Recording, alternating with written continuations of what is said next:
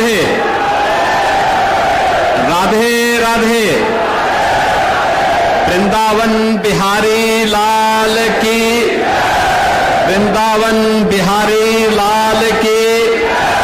राधा रानी की, राधा रानी की, यमुना मैया की, यमुना मैया की, भारत माता की, भारत माता की, वंदे वंदे वंदे। नमः पार्वती पतिये हर हर। भारतीय जनता पार्टी के नवनिर्वाचित राष्ट्रीय अध्यक्ष माननीय श्री नितिन नवीन जी के भगवान श्री कृष्ण की इस नित्य लीलालीन भूमि पर प्रथम आगमन के अवसर पर मैं उत्तर प्रदेश की जनता जनार्दन की ओर से और भारतीय जनता पार्टी के लाखों कार्यकर्ताओं की ओर से वृंदावन की इस पावन धरा पर उनका सबसे पहले आप सभी कार्यकर्ताओं की ओर से हृदय से स्वागत करता हूं, अभिनंदन करता हूं। आज के स्वागत समारोह कार्यक्रम में उपस्थित भारतीय जनता पार्टी के प्रदेश के अध्यक्ष केंद्रीय मंत्री श्री पंकज चौधरी जी, राष्ट्रीय महामंत्री श्री दुष्यंत गौतम जी, क्षेत्रीय अध्यक्ष श्री दुर्विजय सिंह साक्य जी, प्रदेश उपाध्यक्ष श्री संतोष सिंह जी, जिला प्रभारी अशोक कटारिया जी, भारतीय जनता पार्टी के जिला के अध्यक्ष श्री निर्मल पांडे जी, महानगर अध्यक्ष हरिशंकर राजू यादव जी, उत्तर प्रदेश सरकार में मंत्रिमंडल के मेरे वरिष्ठ सहयोगीगण चौधरी लक्ष्मी नारायण जी, प्रभारी मंत्री श्री संदीप सिंह जी, महापौर श्री विनोद अग्रवाल जी, नीचे वाले जा रहे, विधायक मथुरा श्री श्रीकांत शर्मा जी, विधायक गोवर्धन ठाकुर मेघनाथ सिंह जी, माननीय सांसद चौधरी तेजवीर सिंह जी, जिला पंचायत अध्यक्ष चौधरी किशन सिंह जी, विधान परिषद सदस्य ठाकुर ओम प्रकाश सिंह जी, माननीय विधायक श्री राजेश चौधरी जी, माननीय विधायक श्री पूरण प्रकाश जी,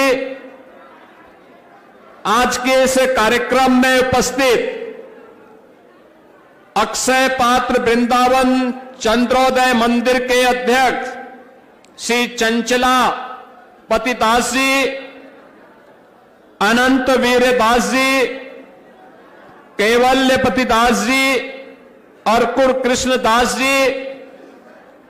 आज के इस कार्यक्रम में उपस्थित भारतीय जनता पार्टी के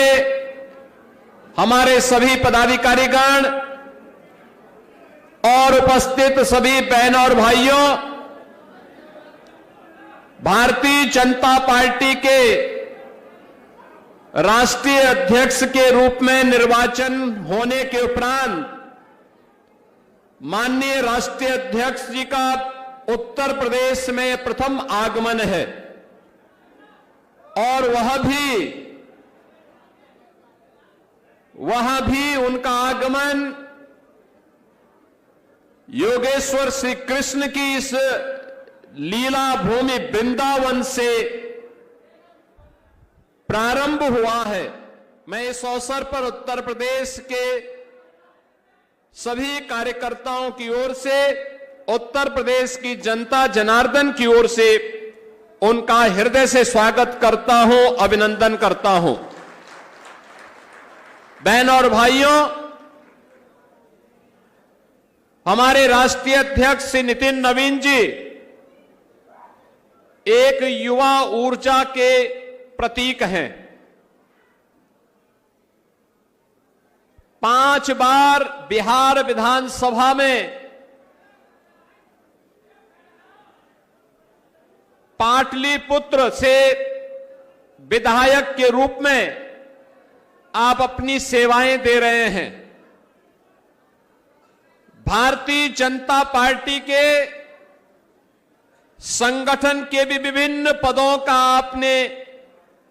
ईमानदारी पूर्वक निर्वहन करने के उपरांत अब आदरणीय प्रधानमंत्री जी की प्रेरणा से, उनके मार्गदर्शन में भारतीय जनता पार्टी ने श्री नितिन नवीन जी को अपने राष्ट्रीय अध्यक्ष के रूप में ये नया दायित्व दिया है और उस नए दायित्व के उपरांत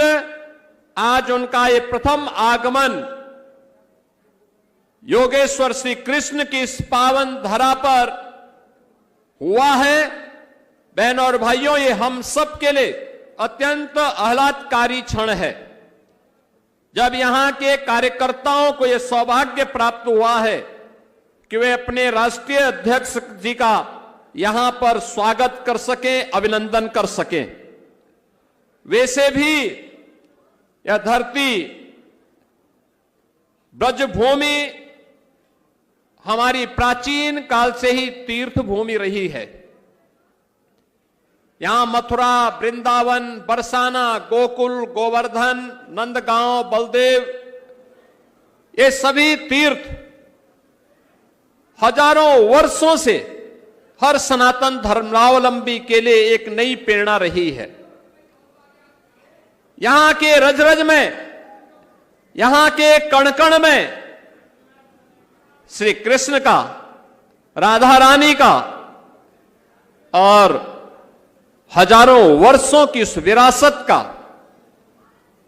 अंश आज भी श्रद्धालुजन ढूंढता है, उसके साथ अपना तारतम्य स्थापित करने का प्रयास करता है। लेकिन यह हमारा सौभाग्य होगा, अंत्योदय के प्रणेता पंडित दीनदयाल उपाध्याय जी की भी पावन जन्मभूमि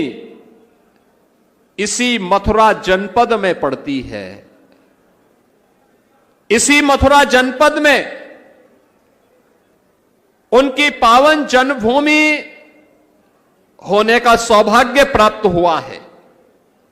और ब्रजभूमि भारत की आध्यात्मिक और सांस्कृतिक विरासत के साथ ही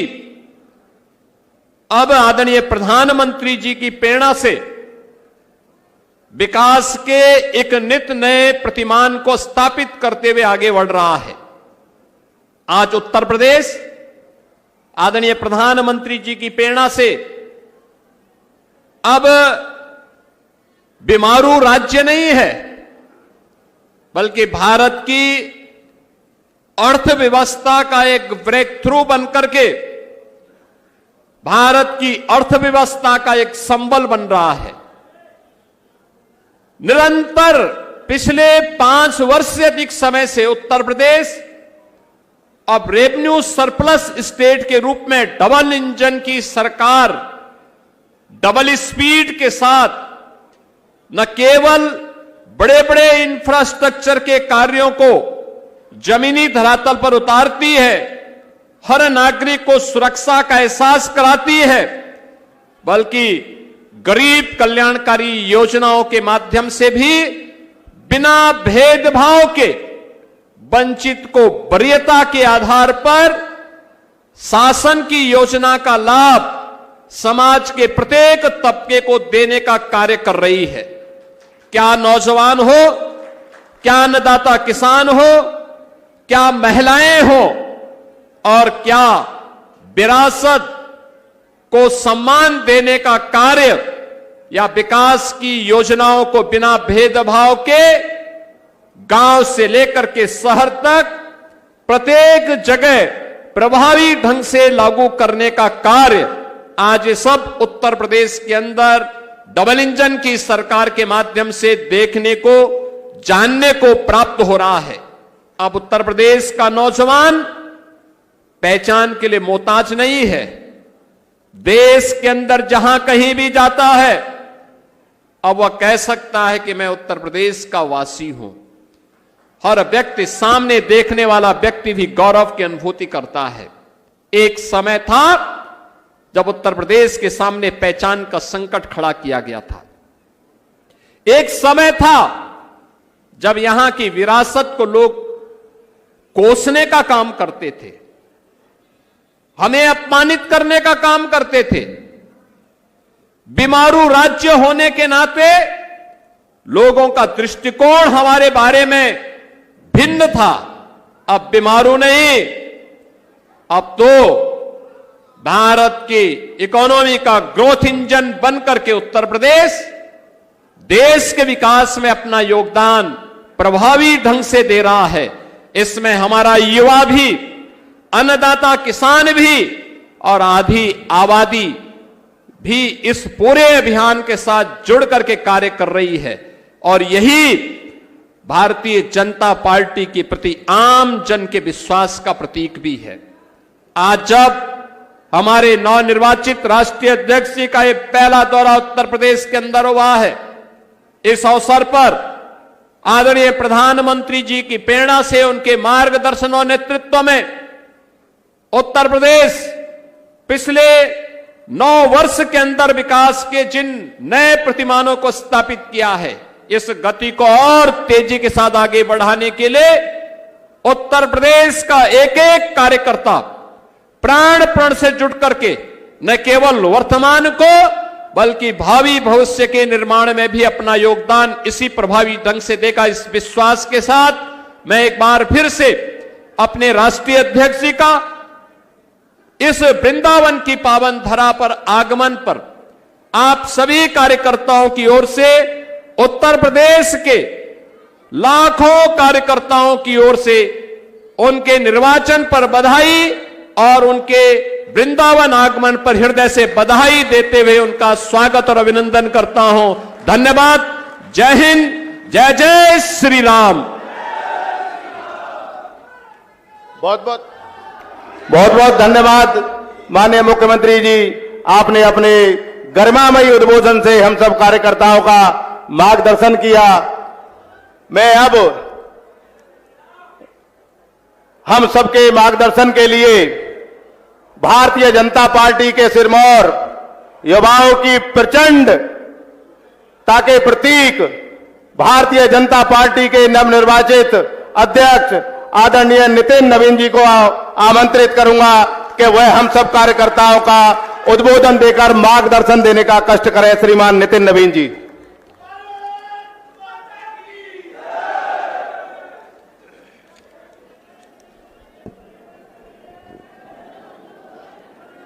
आज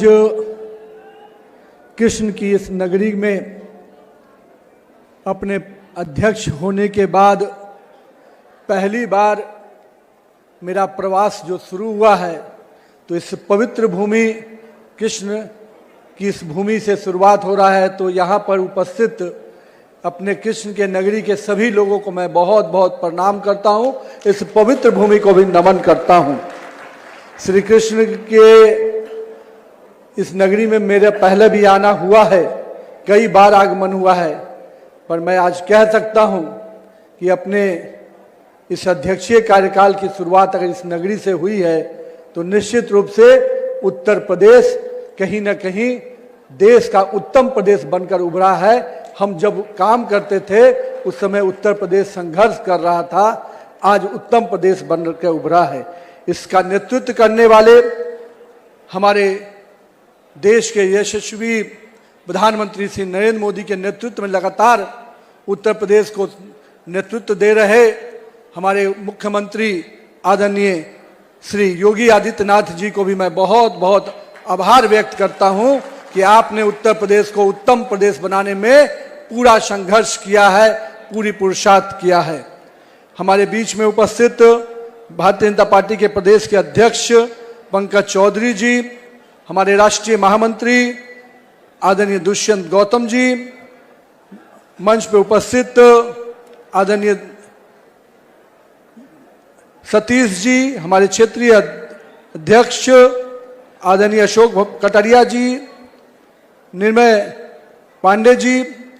हमारे हरिशंकर जी, राजू यादव जी, लक्ष्मी नारायण जी, प्रदीप सिंह जी, विनोद अग्रवाल जी, हमारे श्रीकांत शर्मा जी और तेजेश्वर सिंह जी, श्री किशन सिंह जी और हमारे अक्षय पात्र के वरिष्ठ हमारे गुरुजन चंचला जी, अंकुर दास जी, अनंत वीर दास जी, मैं आप सबको भी नमन करता हूं। साथ ही साथ यहाँ पर उपस्थित अपने पार्टी के सभी वरिष्ठ नेतृत्वगण जो यहाँ पर मंच पे उपस्थित हैं, साथ ही साथ इस कार्यक्रम में उपस्थित पार्टी के सभी कार्यकर्ताओं का भी अभिवादन करता हूं। मित्रों, हम लोग को ध्यान में है कि जब पहले हम लोग उत्तर प्रदेश की धरती पे आते थे तो यहाँ की चर्चा किस प्रकार की होती थी। माननीय मुख्यमंत्री जी अभी हम लोग को बता रहे थे कि किस प्रकार से बीमारू राज्य की चर्चा होती थी तो उत्तर प्रदेश, बिहार जैसे राज्यों का नाम लिया जाता था। पर हमें सौभाग्य मिला है कि हमारे देश के यशस्वी प्रधानमंत्री श्री नरेंद्र मोदी जी के नेतृत्व में आज देश का हर राज्य विकसित राज्य बनकर उभर रहा है और उत्तर प्रदेश उसका नेतृत्व कर रहा है। मैं इस बात को आज इसलिए कह रहा हूं मित्रों, जब हम आए थे मथुरा में अधिवेशन करने युवा मोर्चा के साथियों के द्वारा साथ, उस कालखंड में लगता था कि कब कहां कोई घटनाएं घट रही हैं, कब क्या हो जाएगा। और आज जिस कारण से उत्तर प्रदेश जाना जाता है अपने लॉ एंड ऑर्डर के लिए, उस कुशासन को समाप्त करने के लिए, और मैं कह सकता हूं कि बिहार में अगर जंगल राज था तो यहां पर भी उस अराजकता की सरकार थी जिसको हमारी नेतृत्व वाली सरकार ने समाप्त किया। आज बिहार हो या उत्तर प्रदेश हो, देश का उत्तर भारत का कोई भी राज्य हो, विकास के पटरी पर अगर आगे बढ़ रहा है तो इसका बड़ा देन कहीं ना कहीं भाजपा कार्यकर्ताओं को भी जाता है कि इन कार्यकर्ताओं ने अपने समय का संघर्ष किया और उस संघर्ष के बल पर आज देश में अपनी सरकार बनी। और एक बार नहीं, तीन बार अगर देश में भाजपा की सरकार बनी तो इसका श्रेय कार्यकर्ताओं को जाता है। मैं साथ ही साथ उत्तर प्रदेश के विकास में जिस प्रकार से काम हो रहा है, मैं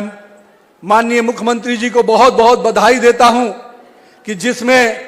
जिस राज्य में बनारस से लेकर हम कह सकते हैं अयोध्या से लेकर और आज काशी की इस नगरी में भी, काशी के और मथुरा के इस नगरी में भी जिस प्रकार से सांस्कृतिक विरासत को आप आगे बढ़ा रहे हैं, निश्चित रूप से भारत का एक एक सनातनी व्यक्ति अपने आप में गर्व करता है कि ऐसी सरकार हमने बनाई है जो सनातन के परंपराओं को जीवित रखकर आगे बढ़ा रहा है। माननीय मुख्यमंत्री जी, आपने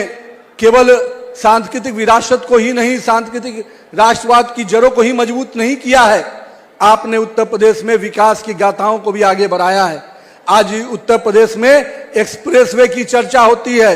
चाहे वो यमुना एक्सप्रेसवे हो, चाहे कई और अन्य एक्सप्रेसवे। ये दिखाता है कि उत्तर प्रदेश विकास के पटरी पे अब देश के उत्तम राज्यों में ही नहीं, विदेश में जो ऐसी सड़कें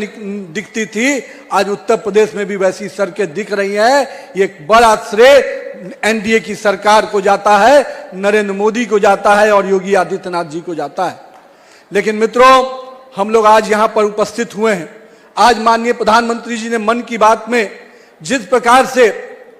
एक एक व्यक्ति को, एक एक वर्ग को, एक एक क्षेत्र को छूने का काम करते हैं, आज हम लोगों ने उन्होंने बताया कि किस प्रकार से आज भी स्वच्छता का अभियान एक एक गांव में चल रहा है। लोगों के अंदर जो 2014 में उन्होंने जिसकी शुरुआत की थी, आज आम जनमानस के व्यवहार का विषय बन गया है। ये स्वच्छता क्रांति माननीय प्रधानमंत्री जी की जो देन है, उससे आज भारत का हर जनमानस जुड़ रहा है। और ये बहुत बड़ी उपलब्धि इसलिए भी है कि जिस भारत के बारे में लोग तरह तरह की बातें करते थे, आज भारत वो स्वच्छता के नाम पर जाना जाता है, स्वच्छता के प्रतीक के रूप में आगे उभर रहा है। ये निश्चित रूप से माननीय प्रधानमंत्री नरेंद्र मोदी जी का देन है। माननीय प्रधानमंत्री जी ने हमेशा राज्य में, देश में विकास की योजनाओं को आगे बढ़ाने के लिए अंतिम व्यक्ति को विकास की योजनाओं से जोड़ने का हमेशा प्रयास किया। और इसका प्रयास का फल है कि आज चाहे वो हमारे विकसित भारत का जी राम जी की योजना हो, जहां श्रमिक और किसान भाइयों को जो मदद देने का प्रयास किया गया, मैं मानता हूं अब तक जिन लोगों ने ठगने का प्रयास किया था, आज माननीय प्रधानमंत्री जी ने उनको सम्मान देने का प्रयास किया है। मैं मानता हूं कि 125 दिन की गारंटी देना निश्चित से श्रमिक भाइयों के सम्मान को बढ़ाने का काम किया है। मैं इसलिए आज माननीय प्रधानमंत्री जी को और केंद्र की सरकार को आभार व्यक्त करता हूं कि आपने एक एक वर्ग की चिंता की है। आपने अन्नदाता की भी चिंता की, आपने महिलाओं की भी चिंता की और स्टार्टअप जैसी योजनाओं से देश के युवाओं की भी आपने चिंता की है। और मैं युवाओं से कहूंगा कि आप आइए, माननीय प्रधानमंत्री जी हमेशा कहते हैं कि युवाओं को राजनीति में भागीदारी के लिए आगे आना चाहिए, तो आइए सकारात्मक राजनीति में हम भी आगे बढ़कर काम करें। माननीय प्रधानमंत्री जी कहते हैं कि अगर हम एक कदम चलेंगे तो देश 140 करोड़ कदम चलेगा और देश विकास की पटरी पे आगे बढ़ेगा। तो हम सभी युवाओं से भी आग्रह करेंगे कि इस उत्तर प्रदेश को विकसित उत्तर प्रदेश बनाने में योगी आदित्यनाथ जी काम कर रहे हैं, लेकिन हम यहाँ पर उपस्थित कार्यकर्ताओं को भी उनके साथ कदम से कदम मिलाकर चलना होगा, तभी उत्तर प्रदेश को हम विकसित उत्तर प्रदेश की श्रेणी में ले जाएंगे। लेकिन साथ ही साथ मित्रों, 2027 का भी समय आ रहा है और जो हमारे इस देश में एक ऐसी ताकतें भी काम कर रही हैं जो हमेशा इस देश को बांटने में, काटने में और विश्वास करती हैं, इस देश के संविधान को अपमानित करने में विश्वास करती हैं। हमें उन ताकतों से भी लड़ना है। चुनाव आते ही ये ताकतें फिर से जीवित होती हैं, कभी संविधान की दुहाई देती हैं जिन्होंने संविधान को तार तार किया, कभी वो लोग भी घूम रहे हैं जिन्होंने इस राज्य के विकास को हमेशा धत्ता बताते हुए केवल अराजकतावादी लोगों को आगे बढ़ाया। हम लोग भूले नहीं हैं कि बंदूक की नोक पर भी उत्तर प्रदेश की सरकार चलती थी। आज उत्तर प्रदेश की सरकार अगर चल रही है जो जनता के वोट से चल रही है, जनता के जो उम्मीद है उसको पूरा करते हुए आगे बढ़ रही है। मैं इसलिए कहूंगा मेरे कार्यकर्ता भाइयों, 2027 के चुनाव की दृष्टि से भी आप सब कोई कमर कस लीजिए, क्योंकि उत्तर प्रदेश जिस प्रकार से विकास की पटरी पर तेजी से आगे बढ़ रहा है, कुछ लोगों को पसंद नहीं आ रहा है। जो लोग राजनीति को मैं मानता हूं टाइम पास समझते हैं, जो कुछ समय चुनाव आएगा तो आते हैं और फिर विदेश चले जाते हैं, वो उनको भी सबक सिखाने का समय फिर आता है। इसलिए 2027 के चुनाव के दृष्टि से भी मैं कार्यकर्ताओं से आग्रह करूंगा, अपने बूथ को मजबूत कीजिए। आज मन की बात हम लोगों ने सुनी है, अब अगले फरवरी महीने में भी हर बूथ पर हम मन की बात को सुनेंगे और माननीय प्रधानमंत्री जी का जो देश और दुनिया को जो निर्देश रहता है उसके साथ साथ हम अपने बूथ को भी मजबूत करेंगे। तो आइए मिलकर फिर से 2027 में एक योगी आदित्यनाथ जिस प्रकार से इस राज्य के विकास में लगातार लगे हैं, हम सब भी अगले 1 वर्ष जनता की सेवा में और तत्पर होकर काम करें ताकि हम इस राज्य को उत्तम राज्य बना पाएं। बहुत बहुत धन्यवाद। इस कृष्ण की नगरी को, वृंदावन की इस नगरी को फिर से नमन करता हूं। बहुत बहुत अभिनंदन।